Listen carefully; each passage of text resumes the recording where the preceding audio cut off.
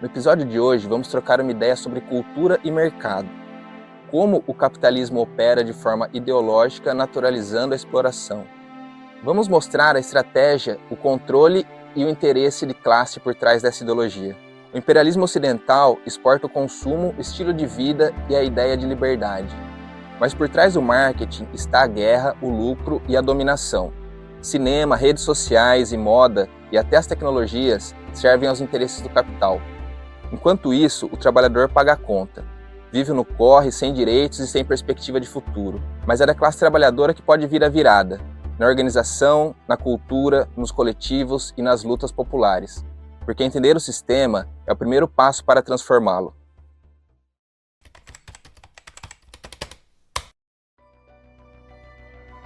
Economia costuma assustar muita gente. Parece um bicho de 7 cabeças, cheio de números, gráficos. Mas na verdade, economia é sobre gente. É sobre como vivemos, produzimos e trocamos. Precisamos quebrar esse tabu. Existe um dogma neoliberal que tenta separar a economia da política. Defendem que a economia funciona sozinha, através das leis naturais do mercado. Mas esse discurso ideológico serve apenas para a manutenção do sistema. Economia é disputa de interesses, são escolhas políticas que definem como a riqueza é produzida e distribuída. Se a gente não entender isso, nada vai mudar. No capitalismo, tudo gira em torno do consumo. Vende uma ideia de liberdade e bem-estar. Mas para quem? 3 agentes precisam atuar para o mercado funcionar direito: o produtor, o consumidor e o Estado, que organiza e valida as trocas. Embora o Estado tenha falhas, é o único que tem poder para garantir a justiça. Defender menos Estado significa mais poder na mão de poucos. Quando o Estado sai de cena, quem manda é o poder do capital. Por isso, disputar a política econômica é indispensável. Quem não disputa já perdeu. O capitalismo prega a individualização da sociedade e o livre mercado. Acreditam que uma mão invisível vai resolver tudo se o Estado não atrapalhar. Quem manda finge que não gosta do Estado, mas investe pesado para eleger seu candidato. Dessa forma, controlam as regras do jogo nos bastidores. O neoliberalismo se fortaleceu após a queda do Muro de Berlim, em 1989. Alguns disseram que a história acabou ali, com a vitória do capitalismo. Mas a história seguiu, pois a luta de classe nunca terminou. Durante a Guerra Fria, o capitalismo e o socialismo disputavam a opinião pública através da propaganda. Nesse contexto, os Estados Unidos promoveu o Plano Marshall, financiaram a reconstrução da Europa e promoveram o estado de bem-estar social. O desenvolvimento econômico serviu como vitrine para o Ocidente. Com o fim do Bloco Socialista, o bem-estar deixou de ser prioridade. O neoliberalismo avançou e o mercado tomou conta de tudo, do governo, da cultura e das relações sociais. O capitalismo não é sobre economia, ele molda a nossa visão de mundo, nossa forma de pensar, de viver e de sentir. A história da economia é a história do poder. No Paleolítico, as terras eram compartilhadas. No Neolítico, foram privatizadas. Depois, cercaram o trabalho, a técnica e o tempo. O Estado criou as leis e usou a força para garantir a propriedade privada, desde a escravidão, durante a servidão e agora no trabalho assalariado. A Revolução Industrial transformou o trabalhador em uma peça descartável. O camponês e o artesão viraram operários e agora precisam pagar aluguel. Trocamos nossa autonomia por um salário. Nos prometeram bem-estar, conforto e eficiência, mas isso nunca chegou para a maioria. Antigamente, adquirir e manter um escravo era caro. Hoje, se alugam por muito menos. Basta pagar um salário mínimo, suficiente para manter o empregado vivo e continuar produzindo. A forma mudou, mas o controle continua. O resultado disso é uma concentração absurda de riqueza. No Brasil, 1% da população tem 63% de toda a riqueza. A metade mais pobre só tem 2%. 1% da população mundial controla 66% da riqueza global. Tudo isso é fruto da acumulação histórica baseada na invasão, na escravidão e no roubo de terras. Quem concentra a capital, concentra o poder, controla governos, impõe regras, edita políticas. tudo justificado pelas leis de mercado e liberado pelas leis do Estado. Depois da Segunda Guerra, em 1944, o Acordo de Bretton Woods criou o FMI e o Banco Mundial. Os governantes dos países ocidentais decidiram que o dólar seria a moeda referência internacional, lastreado em ouro. Isso deu uma vantagem enorme para a moeda estadunidense. Os Estados Unidos lucraram muito com a guerra, saíram ilesos e fortalecidos e passaram a dominar o sistema financeiro global. Com a dependência do dólar, os Estados Unidos impõem sanções que controlam fluxos de capital e determinam políticas em outros países. Qualquer crise lá se espalha pelo mundo. Já a crise nos outros países fortalece o dólar, pois ele é uma moeda de reserva segura. Como resposta a essa ameaça, em 2009 foi criado o BRICS. Em 2025, o grupo econômico já reúne 11 países com 40% da riqueza mundial. Juntos estão criando alternativa ao sistema dólar. Em 1971, depois de imprimirem muito dinheiro sem lastro para financiar a guerra do Vietnã e provocar uma crise no país, os Estados Unidos deram um golpe no mundo inteiro. Romperam com o padrão ouro e estabeleceram uma moeda fiduciária, um dinheiro baseado na confiança e no crédito. Hoje, países emitem suas próprias moedas, mas se perdem a confiança do mercado, a inflação dispara e a economia entra em crise. Os Estados Unidos se tornaram o principal credor do FMI. As moedas passaram a flutuar e os países precisam fazer reservas em dólar para se proteger.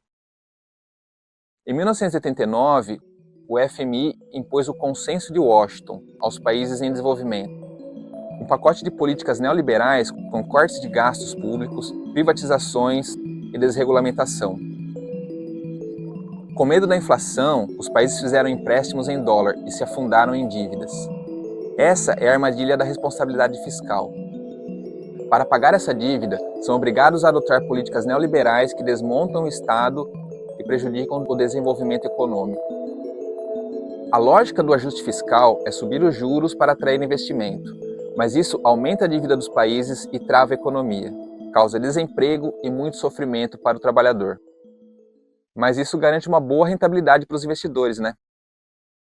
A teoria monetária moderna, MMT, propõe uma visão diferente. Países que emitem sua própria moeda não quebram como as empresas. Podem imprimir dinheiro para executar um plano de desenvolvimento. Isso promove um círculo virtuoso na economia. Essa teoria é ignorada pelos economistas ortodoxos, que defendem o dólar. Acontece que com a desvalorização da moeda, a dívida externa se torna impagável. O Brasil conhece bem essa armadilha. Desde a independência, a dívida externa drenou as riquezas do país, cresceu durante o Império e a República Velha e explodiu na ditadura militar. Só em 2006 conseguimos pagar essa dívida. E hoje somos credores do FMI. Mas isso não nos livra da chantagem do mercado. A taxa básica de juros, a Selic, é definida pelo Banco Central, que é independente do governo, mas não dos banqueiros. Se a taxa de juros não atende à expectativa do mercado, eles instalam uma crise e culpam o governo. No fim, quem sempre se dá bem são os investidores e a população que paga a conta. No sistema fiduciário, o Estado emite moeda toda vez que ele gasta. Os bancos privados fazem isso ao conceder o crédito. A função principal dos impostos não é financiar o Estado, mas forçar o uso da moeda e controlar a inflação, retirando parte da moeda de circulação. Mas aí entra esse discurso da responsabilidade fiscal, que diz que o governo só pode gastar o que arrecada. Parece lógico para quem recebe salário, mas o Estado é diferente. Ele emite a própria moeda e define os próprios juros. Na prática, a responsabilidade fiscal limita o investimento público, desmonta políticas sociais e desvaloriza a mão de obra. Essa doutrina tem sido uma camisa de força ideológica usada como ferramenta de pressão política, servindo para justificar os golpes de Estado. Enquanto isso, o setor privado avança sobre as áreas essenciais como saúde, economia e energia. No Brasil, muitas estatais foram privatizadas com promessa de melhorias, mas o que vimos foi o aumento dos preços e a piora nos serviços. Essas regras não servem para os países ricos, imprimem dinheiro à vontade, bancam guerras, mantêm ditaduras e seguem com a confiança do mercado intacta. Já os países pobres, quando ameaçam desviar da cartilha, são punidos, sofrem sanções, golpes, fugas de capital e até intervenções militares. Mas o que é a inflação, afinal? A inflação é quando os preços dos produtos sobem e o nosso dinheiro perde valor. Mas o que provoca a inflação? Um dos motivos é o excesso de demanda. Quando muita gente quer consumir ao mesmo tempo, os empresários sobem os preços e dizem que é por falta de produtos. Justificam a ganância com a lei da oferta. A teoria liberal diz que isso se resolve estimulando a concorrência. Mas o que vemos é o monopólio crescendo. E com a globalização, a crise de um país afeta todos. Os produtores nacionais ganham mais quando exportam do que quando abastecem o mercado interno. O Estado deveria agir para controlar a exportação e manter os estoques reguladores. Mas os liberais são contra. Para eles, a solução é sempre a mesma: subir os juros. Isso reduz o consumo e os mais pobres passam necessidade. Na lógica deles, o problema é o povo querendo comer demais. Outro motivo da inflação é o aumento dos custos de produção, como energia, transporte, salários, matéria-prima e especialmente o dólar. Países que dependem da importação, quando o dólar sobe, tudo encarece. A saída seria investir na produção nacional e controlar o câmbio. Mas os liberais rejeitam isso também. Defendem que cada país produza só o que faz melhor. E qual é o remédio padrão do liberal? Juros. Isso provoca uma brutal concentração de renda e de riqueza, o desemprego e a miséria. O mais perverso de tudo é que na lógica liberal o desemprego é bom. Com mais gente sem trabalho, o custo da mão de obra diminui e isso ajuda a controlar a inflação. É a lei da oferta trabalhando sempre a favor do capital. A massa de desempregado é usada para forçar os trabalhadores a aceitarem salários miseráveis. Aumentar o salário pode até gerar inflação, mas é positivo para a sociedade. O problema é que o salário nunca aumenta e o lucro do capitalista nunca diminui. Segundo o DIEESE, para garantir uma dignidade aos trabalhadores, o salário mínimo em 2025 deveria ser de R$ 7.600. Já quem ganha mais do que o mínimo depende da negociação coletiva.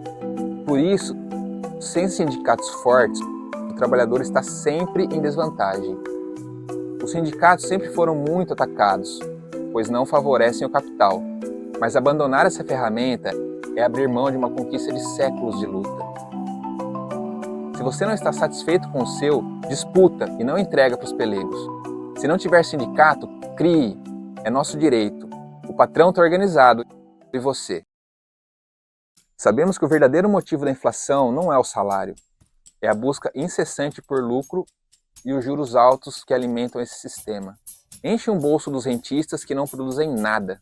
E quando o trabalhador melhora um pouquinho de vida, logo vira culpa da crise. Mas o lucro dos bancos e os juros da dívida, os dividendos dos acionistas, ninguém questiona, né? Convido vocês para assistir aos próximos episódios dessa série, onde a gente vai continuar falando de história, economia, cultura, arte e política, com aquele olhar afiado que só quem está na lida tem. Se curtiu esse episódio, deixa o like, se inscreva no canal, comente aqui embaixo o que você achou e se quer saber mais sobre algum outro assunto que falamos. Compartilhe esse vídeo com quem você acha que vai curtir esse papo. Ajude a fortalecer essa ideia, porque juntos somos mais fortes. Por hoje é só, muito obrigado pela sua atenção e até a próxima.